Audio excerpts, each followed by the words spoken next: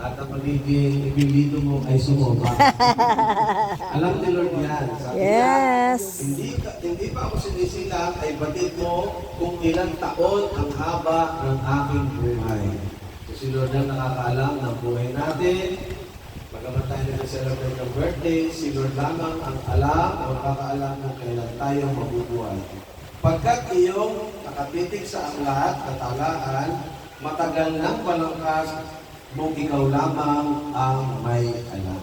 Yes. Tayo na nanalangin ngayon. Panginoon, salamat po sa buhay ng aming kapatid sa Panginoon, Sister Angie.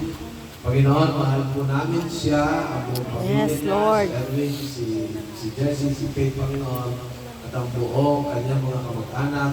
Lord, pagpalain mo po ang karawang ito at dalangin mo, Panginoon, ang iyong patnubay sa kanya, lalo higit sa kanyang mga ginagawa, O Diyos, ay iyong pagpapalain upang maging pagpapala sa iba.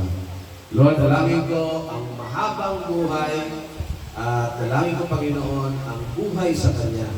Lahat po ng kanyang gagawin at gagalawin ay magkakaroon ng buhay, Panginoon. Salamat po, O Diyos, dahil kita mo po ang kanyang buhay. Hindi pa siya sinisilang ay kilala mo na siya. Panginoon, pagpalain mo po ang araw na ito, araw ng kanyang pagkakasilang upang ikaw ay maluwalhati. O Diyos, salamat po. Salamat din sa magandang panahon, sa magandang pagsikat ng araw. O Diyos, salamat po.